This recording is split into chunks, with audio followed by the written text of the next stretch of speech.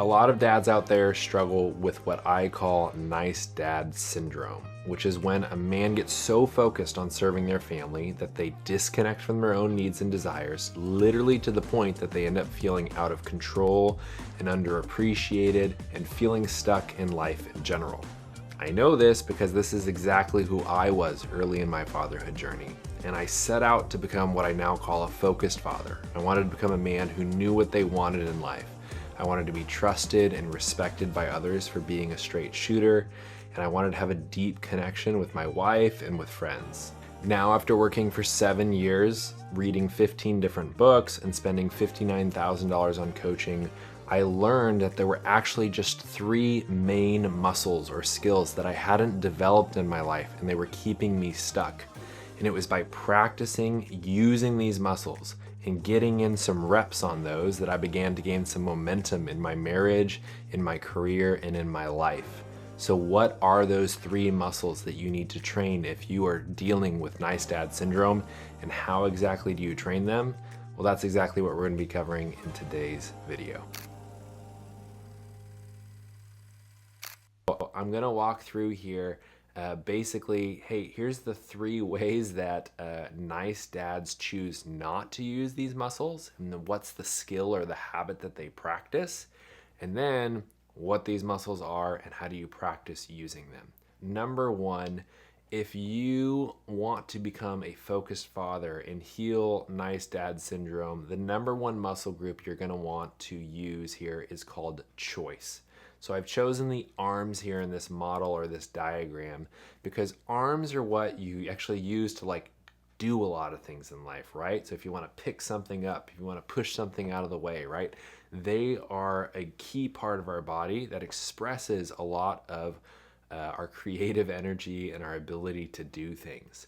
So for nice dads, early on in your life, if this muscle is atrophied for you, you probably were not invited or given many opportunities to practice using this muscle of choice. And instead, you probably practice a certain habit, which is what I call needlessness.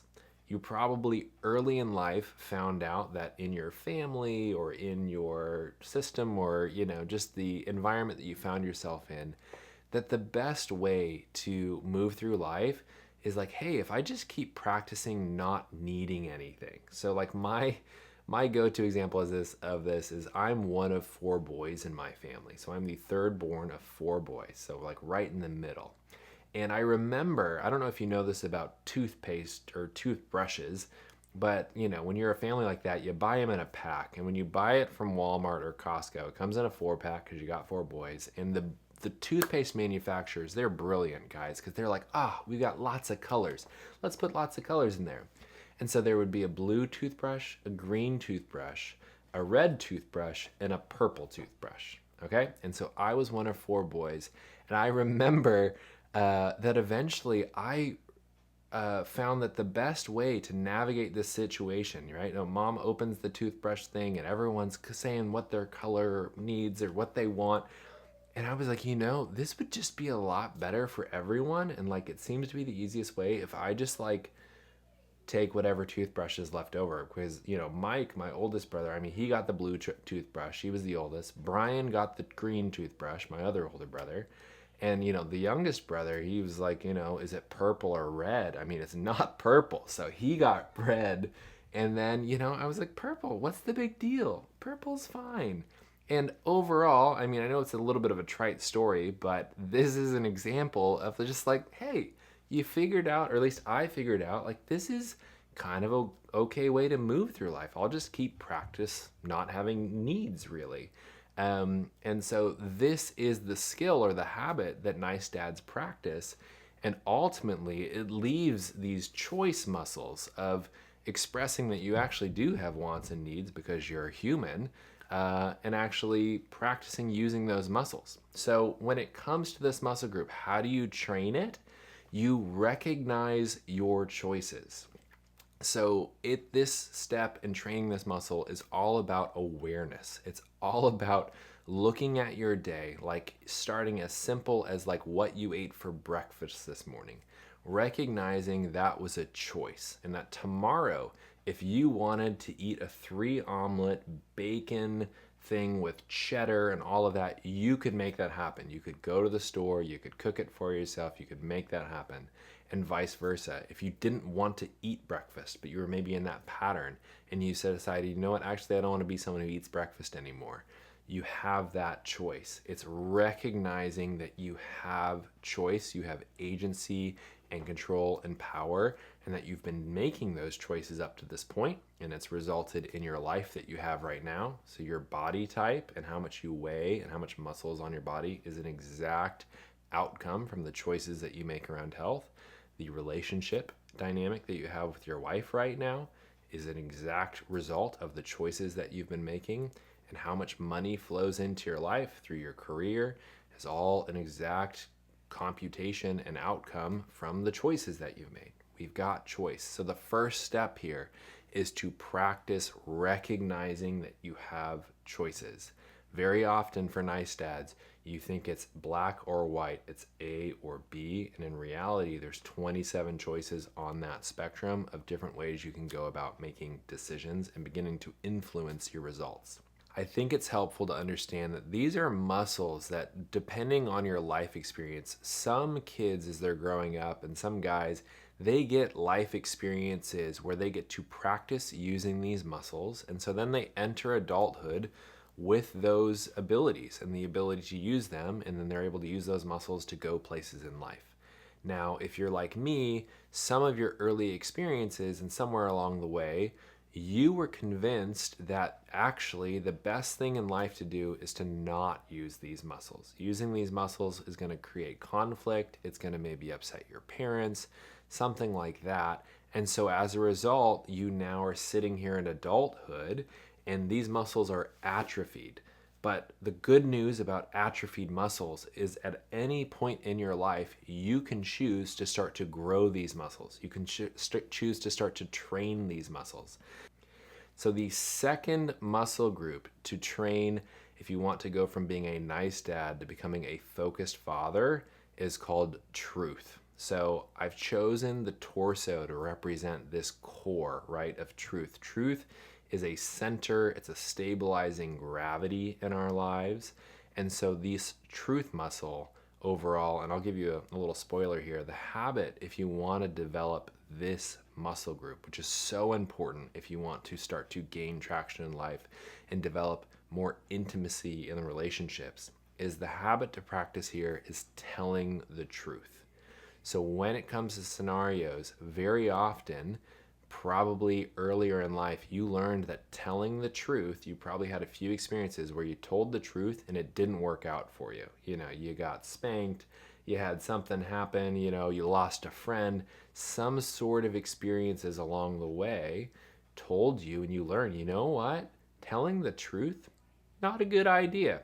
And so the nice dad often develops a really amazing skill and habit, and it's called mind reading. So if you don't like telling the truth, if telling the truth causes uncomfortable things to happen in your life, you might have developed this skill I call mind reading, which is basically where you are very hyper vigilant and aware and thinking about, hey, what do people want? What are they expecting me to do? What do they want me to say? What would make them happiest? And you're doing this all the time. You're doing it with your wife, you're doing it with your boss, you're doing it with friends, you're doing it with people you know at church. You know, this mind reading skill becomes the skill that you work on developing. You're saying, okay, how do I mind read better? How do we do it better? And instead, the invitation here is if you would like to move and start to break ties with this nice dad syndrome and move into becoming a focused father, then I'd invite you to practice the habit of telling the truth. Now, does telling the truth mean the smoothest, non-bumpiest path in life every time? No, not necessarily. It's probably why you're avoiding it. That's definitely why I avoided it. But overall, what I've found is that showing up and saying, hey, this is true about me. Like, this is who I am. Like, this is where I want to go. So, like, an example of a story that comes to mind for me is a few weeks ago, I really enjoy watching movies, and so I invited my wife. You know, she doesn't like watching big action movies, but I like a good romantic comedy. And so I said, hey, you know, would you like to watch a romantic comedy tonight? She said, sure. And when I came to, you know, we turned on the screen, she said, hey, I found this movie. And it was this like really low budget Hallmarky movie. And I was like, oh, I don't want to watch one of those. Like, I want to watch like a blockbuster one with some big name actors, right? Like, and so at that moment, I had a choice of whether to go along with the flow of what was happening there and just watch the movie that she wanted to, or tell the truth. And the truth was, this is not a movie I want to watch. Like, I don't want to spend an hour and a half following an extremely predictable storyline and on a Hallmark set. Like, that was not what I wanted to do. And it took a lot of intentionality, and it's because I've trained this muscle of truth that I was able to tell her the truth there. And we worked through it, and we found a different movie to watch, and it ended up working out really well. So, the third and final muscle group that you need to train if you'd like to become a focused father and begin to break free from nice dad syndrome is the muscle of connection. And I've chosen legs to represent the muscle of connection. And the reason this muscle group is here is because legs are what keep you stable. Like when something pushes you in life, you know, it's really easy to fall over if you have one leg or you don't have strong legs, right?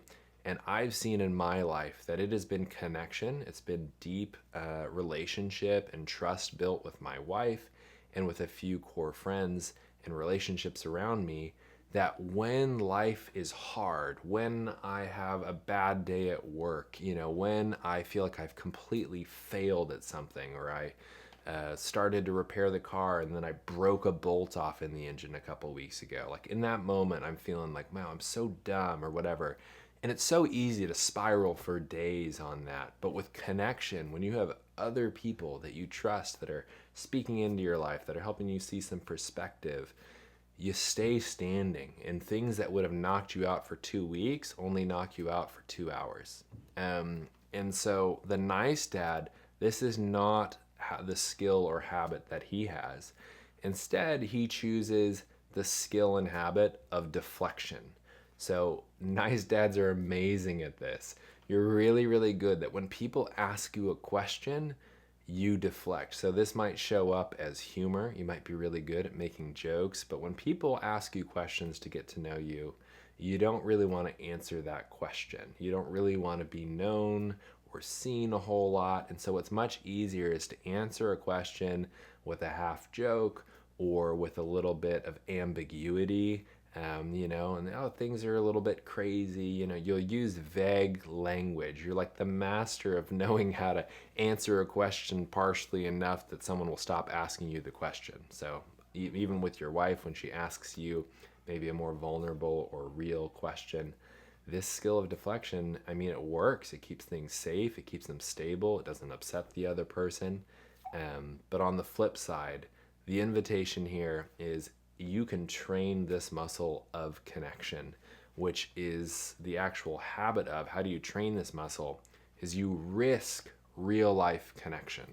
That's it. Like you literally show up to relationships where before you would have answered someone's question to get to know you with some sort of a vague answer. There is risk here. The invitation and what you can get reps in, like what literally is pushing this barbell up. I guess it's legs, so let's call it a squat. Like the squat there to train those legs is to risk a real life connection, like an in-person connection with somebody where you they ask you a question, and instead of giving them a shallow or surfacey response, you give them a little bit more to work with, something that's a little more truthful. You don't have to tell them your deepest, darkest secret or whatever, but it's risking that real life connection. And what you'll find is often, not every time, sometimes maybe it doesn't work out or lead to rainbows and butterflies, but other times, more often than not, you'll have the experience where you'll say, I said this thing that I thought was going to make someone just, you know, think that I was super lame or super uncool or whatever. and they actually don't think it's that big of a deal, or maybe they even move closer to you, and you begin to reprogram that belief that if people knew who I truly was, they would distance themselves from me or they would reject me. So I hope those three muscle groups make sense. These are the three main muscle groups. And if this is hitting home for you, I would invite you to subscribe to this YouTube channel, because my next videos are going to be on exactly these topics. Probably in the next one, I'm going to hit choice and talk more in more depth of what keeps you stuck in a victim mindset. Victims are people who believe that life is happening to them and that they don't have any control or choice, and they are just along for the ride, and transform from a victim into more of the hero of the story, a hero in your story, which is somebody who is engaging with challenges, has choice in that, and is transforming through the experiences. And choice is the beginning of this whole journey. Until you recognize that you have choice, it's very likely, at least for me, I stayed stuck year after year. So I hope this has been helpful. I would love to support you in your journey. If you'd like to work with me, there's links below this video, and I will see you in the next one.